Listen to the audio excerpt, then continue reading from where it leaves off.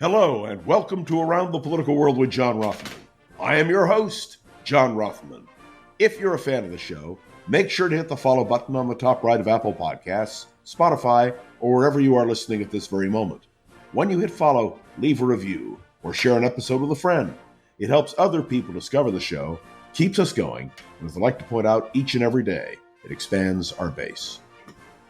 Today will be a high drama in the history of American politics. Donald Trump will confront Michael Cohen, or vice versa. Remember, it is Donald Trump who is on trial, not Michael Cohen. But the job of the Trump defense will be to put Michael Cohen on trial. He must be the subject of whether you believe or disbelieve his testimony, because it is Michael Cohen's testimony which is critical in what Donald Trump knew and what he did. Let's be clear. The press reports this morning, just as the trial is about to begin, indicate that the Trump defense is going to attack Michael Cohen with everything they have. And we are told that Michael Cohen has new evidence, which his lawyers will submit to uphold his contention that Donald Trump was the mastermind of a cover-up. All of this playing out before the American people. And of course, my mind immediately flashed to another presidential lawyer, a man who was critical at another time in our history. And that, of course, was John Dean.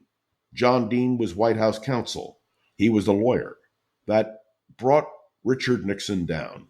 Now, let me explain that John Dean has been attacked over the years, his credibility attacked, the fact that he was convicted and went to jail, the fact that he was a lawyer who betrayed his client. All of these issues were raised against John Dean. They went after him as being a playboy before he was married. They went after him for using White House funds to help pay for his honeymoon. They went after him, at least one author did, accusing him of masterminding the whole fall of Richard Nixon. In the end, who did you believe, Richard Nixon or John Dean? Did you believe the President of the United States, or did you believe his counsel? And it all boiled down to tapes. In the end, the American people knew that Richard Nixon had not told the truth. They knew that John Dean had been honest in his testimony, even if he did things which he should not have done to defend Richard Nixon. It is clear that John Dean told the truth and Richard Nixon did not. However, if there had been no tapes, if there had been no evidence, well, Richard Nixon might have prevailed. A similar situation now exists between Donald Trump and Michael Cohen. Michael Cohen has laid his case out for all to hear in interviews, in a book, in his podcasts. He has made no hesitation in saying that Donald Trump was the mastermind of everything, and all that he, Michael Cohen, did was protect the man for whom he worked. And then came the rupture. And now these two men, well, they don't like each other and they don't trust each other. But they're not the issue. The issue is, who will the jury believe? Will they believe Michael Cohen, who has laid out a strong case, who has brought in notes and evidence and, yes, recordings? Or will they believe Donald Trump, who says this is absolutely untrue? Michael Cohen acted on his own. Will the jury believe that once upon a time Donald Trump trusted his fixer, Michael Cohen? Will they believe the story that Michael Cohen is telling? Because, in a sense, everything depends on Michael Cohen's credibility. Oh, by the way, the accusation by some Trump people that Michael Cohen is the one who had the affair with Stormy Daniels, well, clearly untrue. But all of these issues will be raised. And then the real question, does it matter? If Michael Cohen is believed, if Donald Trump is convicted, will it make a difference in the presidential election of 2024? I've never interviewed Michael Cohen, but I've heard him and I've read his book and I understand his position. And so we wait.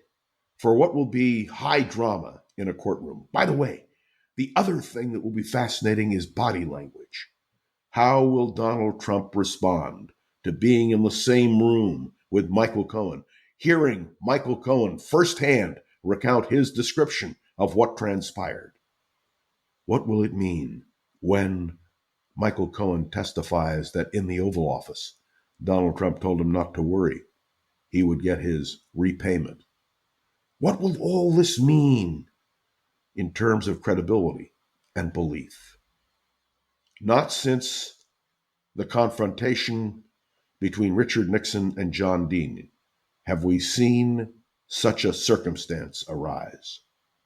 I have to tell you, I will be listening, as will the American people, avidly to what is said and what is done.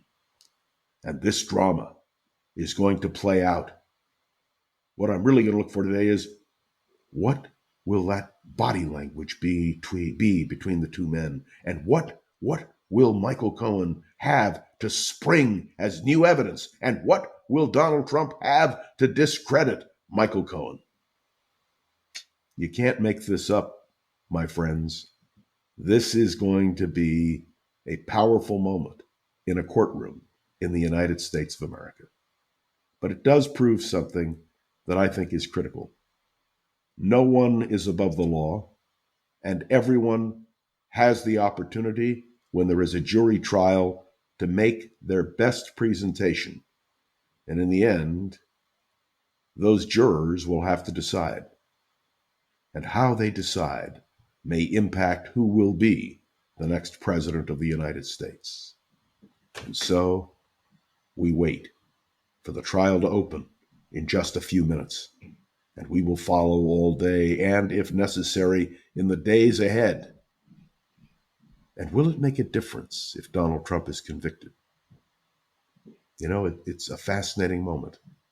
And speaking purely as a political junkie who is intrigued by all of the ins and outs of American politics, this will be a moment of high drama and great importance for all of us.